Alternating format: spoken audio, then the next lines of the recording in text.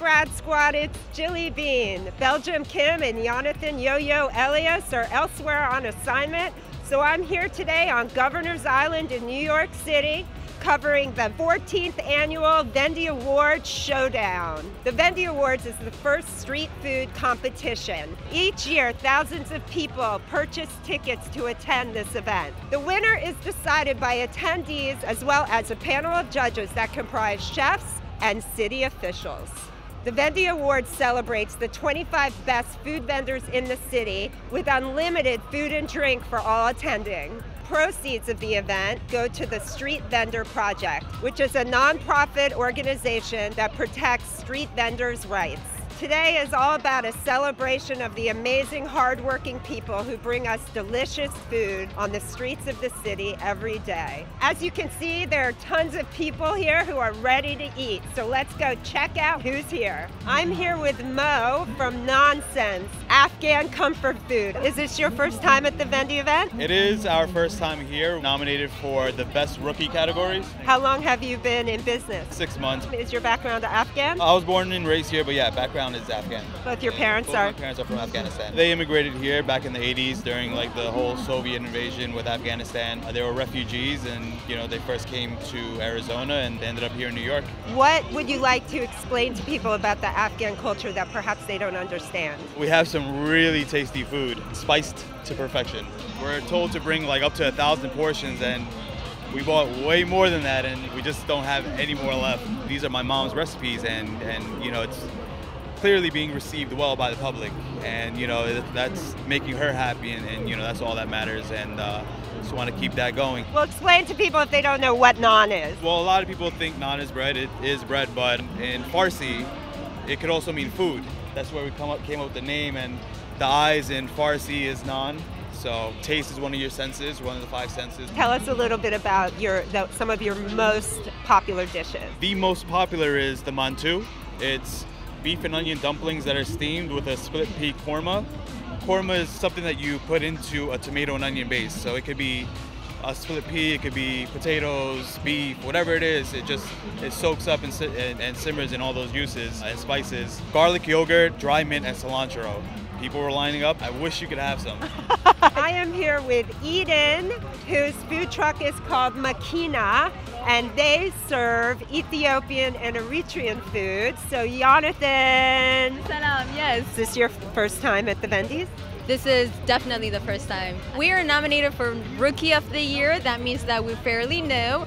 We're about a year and 1 month old. If you would tell us first about the type of food you sell out of your truck. We're the first Ethiopian Eritrean food truck in New York City.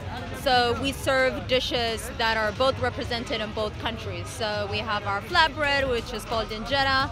We serve that with dips. It's just a type of way of cooking, which is served both in Ethiopia and Eritrea. And then we offer tons and tons of vegetable options. If you would, can you tell us your immigration story? My family and I came to the States when I was a teenager. I'm Eritrean, so are my parents. My sister and I were born in Ethiopia, in Addis Ababa. We grew up there. So in 1998, a war broke out between the two countries, and both governments were deporting people from each other's countries. We were affected by that and we got deported. My mother was here in America visiting, just coincidence, and she was refused return back to Ethiopia.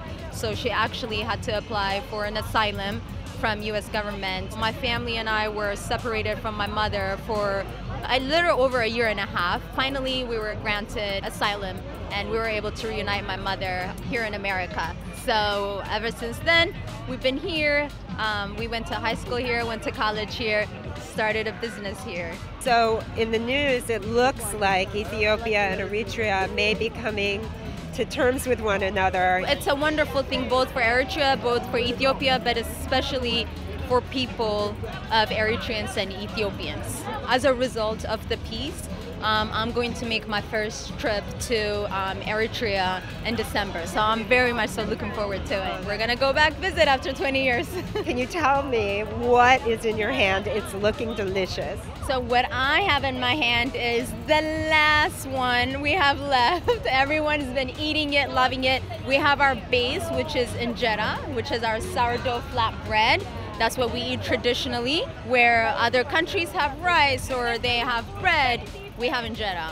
And we're the only ones that have that. So we're very proud of that. And then we throw in some chicken tips. This dish particularly is made with beef or lamb in our country, but chicken is so known. A lot of people love chicken, so we just kind of got creative with the recipe and created the chicken one, and it really is our best seller. And then we have spicy red lentils tucked in under the chicken, and then the cabbage, carrots, and potatoes. Mix all of that together, and you throw in a little bit of sauce.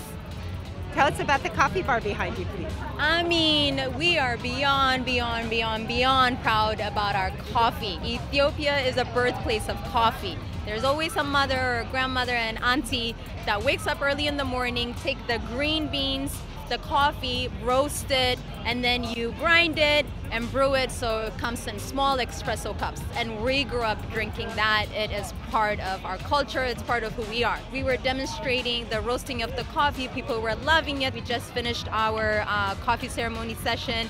So everyone is a little bit more energetic now. I am here with Judy and Keith, and they are the owners of Ka Spanish, and they have a really cool story of how their business started. We actually got started because we got engaged to be married. And while we were in that process, we were looking for caterers who did the type of food that we like. You know, I'm Puerto Rican and Dominican, and he's from Trinidad. So we wanted that fusion. We couldn't find it, so we decided to stay up all night the day before the wedding and do it ourselves. That was in 2015. What award are you up for today? Best market. Yes. Tell us what kind of food you guys cook. We had the curry goat, the codfish cakes, the lime cilantro slaw, and the rice and beans. Fusion of Trinidadian food and Spanish food. Are there more similarities or differences between the two?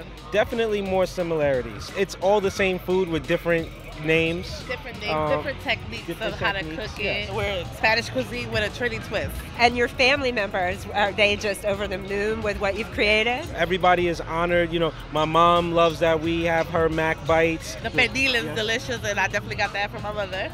So yes.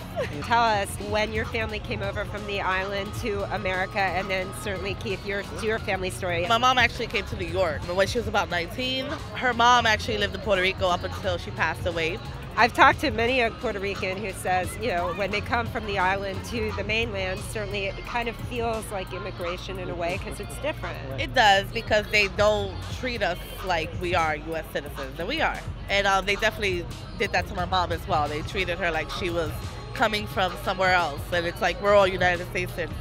When my great-grandparents came here from Trinidad, or the British West Indies as it was called, in the early 1900s, they moved straight to Harlem in the tenement. My mom was a reserve in the Army and met my dad, who's an American. They had me here in 1985, one of 5 boys. I'm a proud third-generation Trinidadian American. I'm here with MD Alam and Hiri Alam. They are the owners of the Royal Grill Halal food truck. What are you nominated for today? We hope we win the cup. That's about the goal. Tell us, where are you from? Bangladesh. I come 1998. I come from here, the tourist visa, student visa, and I go school here. Plus, I do working as a restaurant management. I work 9 years in the manager. Then we quit the job. We save some money, and husband and wife together we open this own business. 2005. What makes Bangladeshi food so different and special? Bangladeshi food has all masala, spice, and all ingredient. Mostly time we go back home and we bring the dalchini, masala, green leaf, every single thing masala from this back home, and we do for here. So you cannot find your ingredients here in America? No, we do our own. We have a special dish, tikka masala, and another one is combo over rice. This is all traditional Bangladeshi food, but with your own twist. One twist. And we're learning for our parents. They teach us how to cook our culture food. I'm here with Annie Yee, who is the owner of Hometown Spring Pancakes. So is this your first year at the Vendy Awards? Yes. And what have you been nominated for? The best market. Tell us a little bit about your Hometown Spring Pancakes and how it came about. So this is what we eat from my homeland, Wenzhou, China. Like kids, they don't like vegetables. But, for the pancakes, I have a lot of vegetables and everything in there. But then end up my kids love it. And then so I decided, to start this. What are in the pancake? Okay, we have bean sprouts, also like ground pork, eggs, and cabbages. Now we also make it with the Peking duck. When did you come over to America? The year 1989. It's like my whole family is here. From my grandparents down, it's like, U.S. is my country. It's like, I don't know nothing really about China right now. This is not your first food truck business, correct? Because I see your hat, Sibao. Yeah, Sibao is actually Asian buns. My husband, he is a chef from Hong Kong. So I was like, always like to eat the buns, the Asian buns. So then he decided to start the bun business. So your husband started the bun business and now you started the pancake business. Yeah. That's awesome.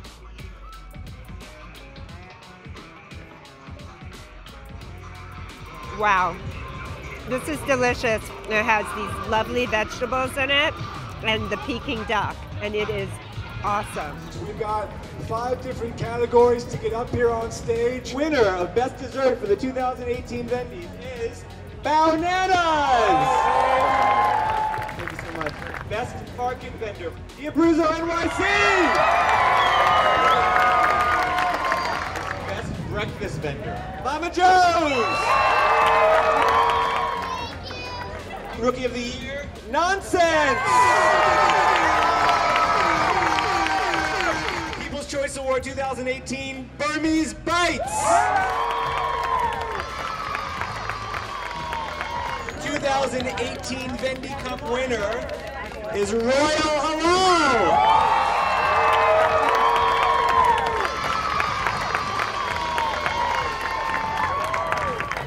Brad Squad, what an incredible day here at the 2018 Vendy Awards. Congratulations to all of the nominees and of course to all of the winners. We met people with all different types of backgrounds and cultures. I highly recommend everyone try to make it out next year for the 2019 Vendy Awards. I promise you, you won't regret it. Thanks so much. I'm going to head back to the studio. See you soon.